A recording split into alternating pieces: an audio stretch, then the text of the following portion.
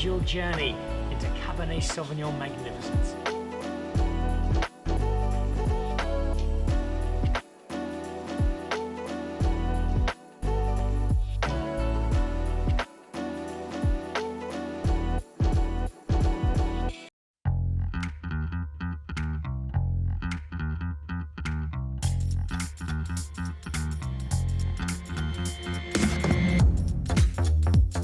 Hello, welcome to Dan Really Likes Wine, presented by Pick n Pay, and welcome to the Mesh Club in Johannesburg, which, who knows, you might just have been to, the members-only club that, for point of reference, it's just below Marble, David Higgs's Culinary Temple. Just across the road that way, you've got Kaya FM sitting off Jan Smuts, and from here, especially in the evening, some lovely views out over the bar and down to that brilliant Johannesburg sunset. And so I find myself here to do a bit of exploring, possibly try a little wine, and in between head off to two very different spaces. A little later on in the show, I'll be catching up with a really good friend of mine, Bertus Basson, South African Chef of the Year. The man seems to open a new restaurant every single week, but does so with flair, and I think more importantly, does so with a real commitment to going local. Local ingredients, local wine, more often than not local chefs and staff. He's done a terrific job of building up an empire that now expands to a television show as well. Clara's Barn is one of his latest endeavors, and that's where I will be heading a little later.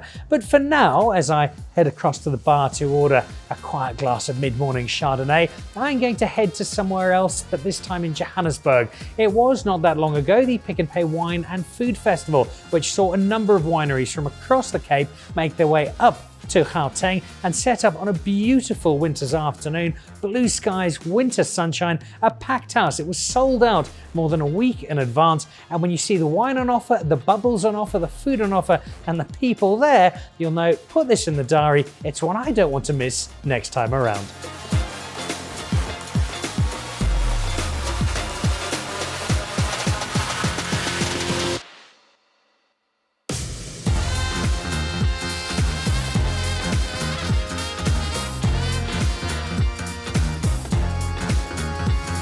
So this is a new venue for an event that's been going around South Africa for the last few years. It is the Pick n Pay Wine and Food Festival, and while the emphasis is firmly on wine, there is some great food as well. I'm going to be exploring both today, meeting some winemakers, sampling their wine, and enjoying some glorious Johannesburg winter sunshine.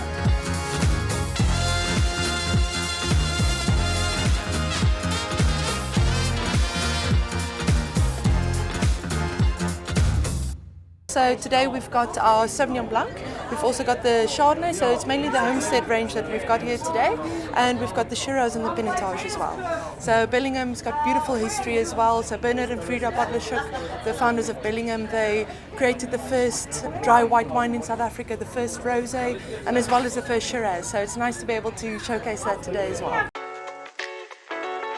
We've got our whole range that we've got available at Pick n Pay, so it's our Vergenoegd Pinotage Dry Rosé, our Pinotage, the Cabernet Sauvignon Merlot, which is actually doing quite well at Pick n Pay, very happy for that, and our Synergy Cape blend, which is obviously a Pinotage-based blend, and our Pinotage Reserve.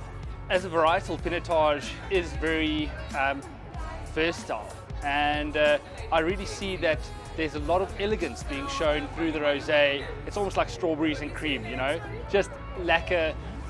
Good to drink, sip on the whole day next to the pool. I think it's a great category, yeah.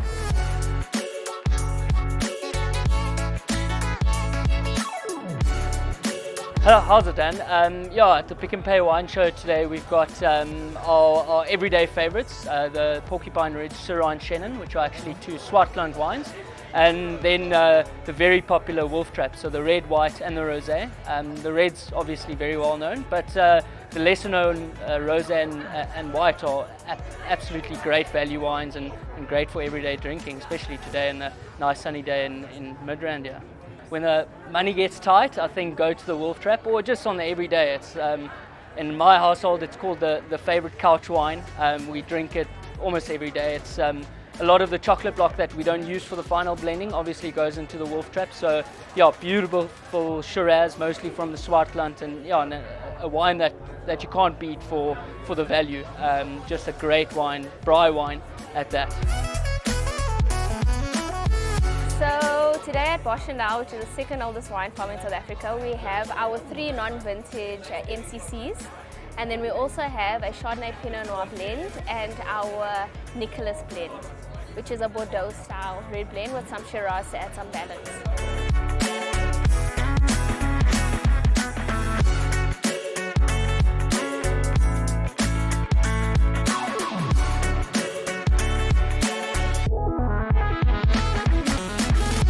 This is a community project. How the wine became to be, so Mellist went to their farm workers and they asked their farm workers, what is it that you'd like as an incentive? And the ladies said, can you please bottle a wine for us? So it's ladies that have worked for Mellist for 10 years and above. So they bottled these wines as an upliftment for them. So when Vergenoegd and Ken Forrester heard about that, they said, can you please join in? So hence it is a community project. It's owned by the ladies amongst the 3 wine farms, being Ken Forrester, Mellist and Vergenoegd. The wine is sold at Mellist. The Fat Bastard brand, on each and every bottle of Fat Bastard, there's Thierry and Guy. Thierry is a French winemaker, Guy UK wine merchant. And once they sampled wines, they got totally trashed. And the next day, the English merchant tuned the French winemaker, listen mate, nothing's bad, but nothing's great. So for a moment in time, this French winemaker was insulted, but he had a little joke up his sleeve. There was a Chardonnay that he was experimenting with that he left longer on the yeast cells. And if we make Chardonnay, those yeast cells, if we do the stir up, they pop. And they releases the creaminess, butteriness, oiliness into the wine. So it's a fine balance of getting that right. And as the Englishman want to leave, the merchant wants to leave, the guy comes running, Thierry comes running after Guy, and he says, Guy, this is the wine, he's got that buttery, he's got that oily, man, he's got that fat bastard filling in your mouth. And the Englishman thinks, mate, you still wasted. So he says, give me the glass. He takes a sip of the wine and he starts laughing, because then he realized for a moment in time, when this guy was so frustrated with him and so passionate about his wine, the mouthfeel that he tried to summarize and his broken English and frustration came out as Fat Bastard. So Fat Bastard Chardonnay, the #1 selling Chardonnay in retail in South Africa, over 100 Rand. 30 months, 30% of the wine is for 4 months in oak. So yeah, great wine. Great seafood wine, and my favorite, I think God created mussels and then Chardonnay, or Chardonnay and then mussels.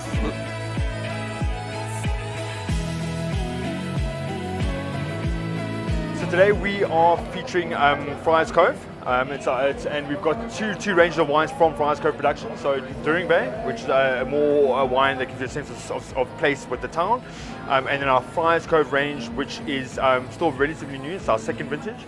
And a Chenin, a Sauvignon Blanc and a Grenache, so blend.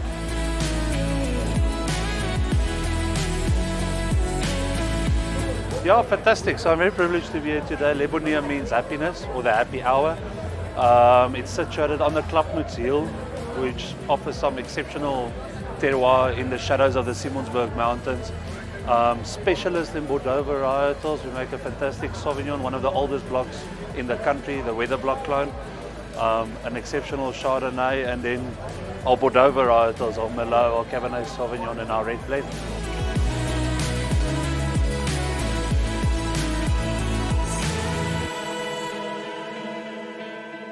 We've been going since 1812. We are probably in the top 3 to 5 biggest selling champagnes. We're the only champagne at the festival this year. So we have the Brut, the Demi-Sec and the Rosé available this year. One of the signature differences with Laurent Perrier in comparison to the majority of other Brut champagnes available is that ours is a Chardonnay forward style. So you're going to get a lot of that sort of brioche and Granny Smith green apple coming through. Obviously with the Demi-Sec it's designed to be sweeter, so there's 40 grams of sugar dosage per litre added over here. Whilst we weren't the first champagne house to make a rosé, certainly by 1968 we kind of relaunched rosé and made it sort of globally popular. So we're very well known for our rosé. Gavin, why is this sort of event so important to Pick n Pay? it's after lockdown. I think people are looking for opportunities to get out there, and it's a good way for us to showcase the Pick n Pay brand with our food and wine offering. So it's a combination of both. It's to get out, socialise, and also to taste some good food and have a bit of a good afternoon with some great wine. You said you can't bring the winelands to Johannesburg. That was a terrific celebration of wine. There are more on the way. Look out for Pick n Pay wine festivals coming up in Durban, in Cape Town. There's one later on this year at the Wanderers, which is going to be huge and based on the one you've just seen, one you do not want to miss. Thanks, Gavin and Katie and the team for a really, really good afternoon. I think I might be set for a rather good afternoon here. I'm just having a flick through the wine list at the Mesh Club, and it's a really nice blend. I can grab a glass of Friars Cove Chenin for just 85 Rand if I want one.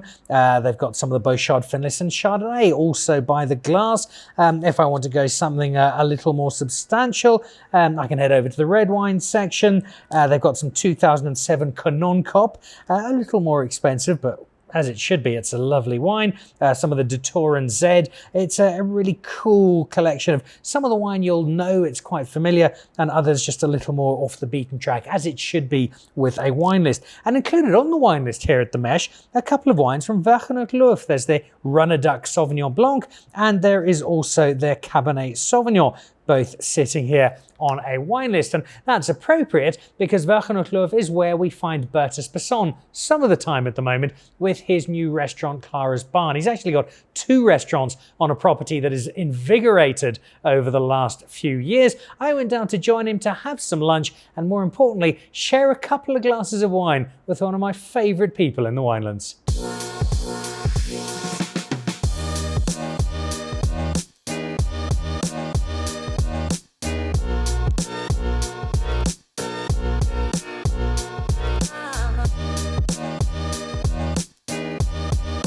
There are certain occurrences that happen on a fairly regular basis when you're in the winelands. There's a harvest that happens every year. There are wine releases that happen every couple of months. And then pretty much every week there's a new Bertus Basson restaurant, which is exactly why I find myself here in what looks like a rather upmarket barn, Mr. Basson. Welcome to the show. Lovely to have you back, Bertus. Thanks, Dan. Tell us where we are and why we're here. So this is our newly opened Clara's Barn at Vergenoegd Löw Wine Estate.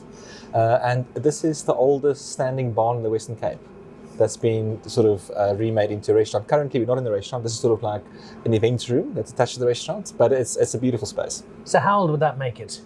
This barn, so the land concession was granted in 1696. I think this barn was built late 1700s. So it's got a fair bit of history to it. Yeah. But also a bit of new flair, because I've walked through it. It's a wonderful space. It's full of light. It's very airy. And it's got the touches that suggest that Bertus has found a cool new home. How did you come to be here, and what have you decided to do with it? So Dan, a few years ago, was asked by the farm as a consultant to design this kitchen for them. And I did that, and then my contract ended, and that was that.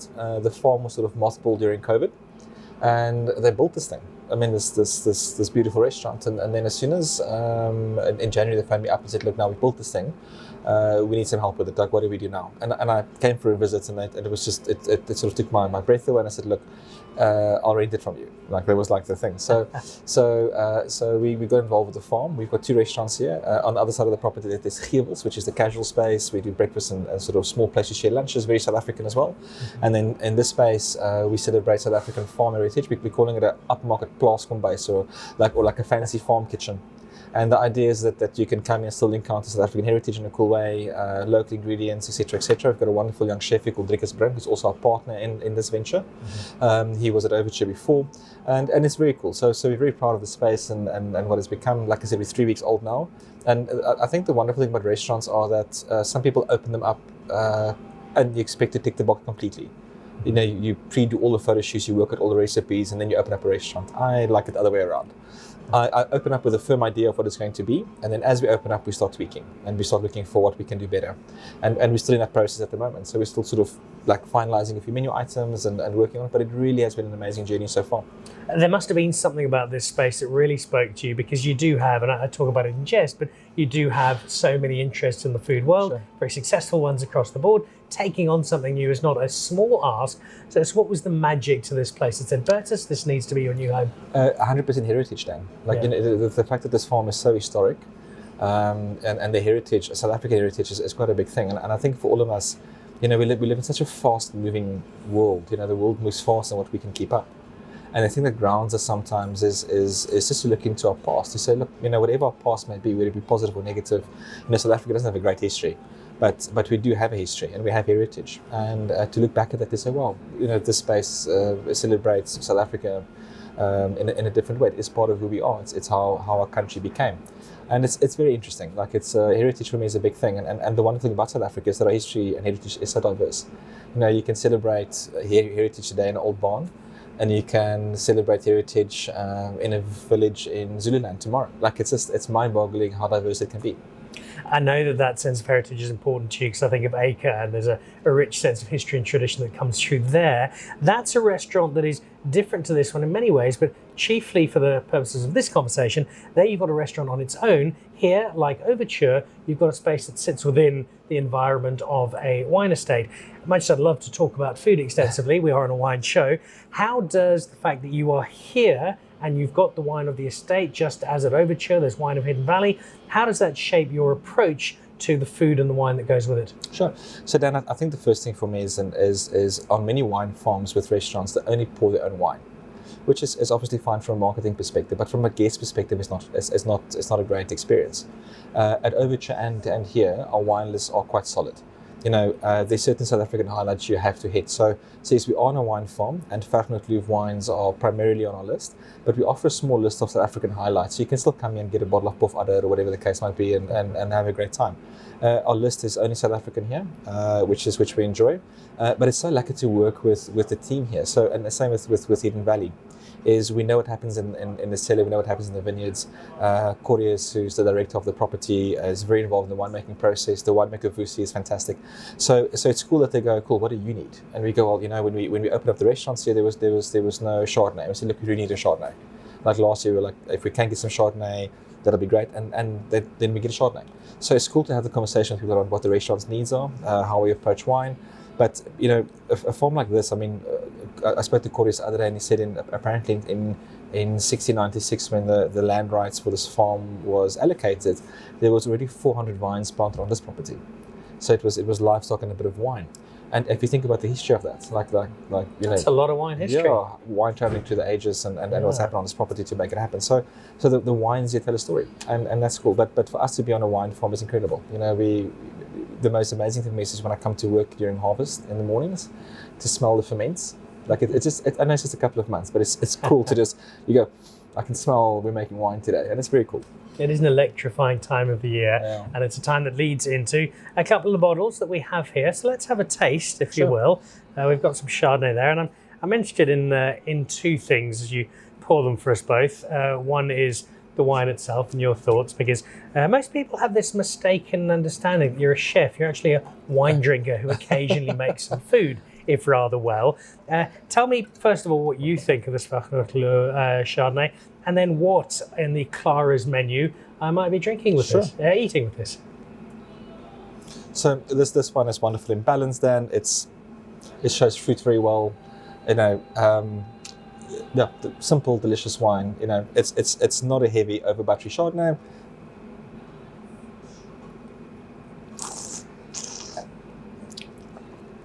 Super simple wine, wonderful acidity, balanced with fruit. And this we would probably have with either like a bit of raw fish, with I think a little bit of spiciness, or the quail. Yeah. That's an interesting quail on the open fire. Yeah. I can see that though. Yeah. But it's a good food wine. The acidity really helps to bring food to the forefront. So yeah, very like it. And then we have the Merlot. Aha, let's give it a crack.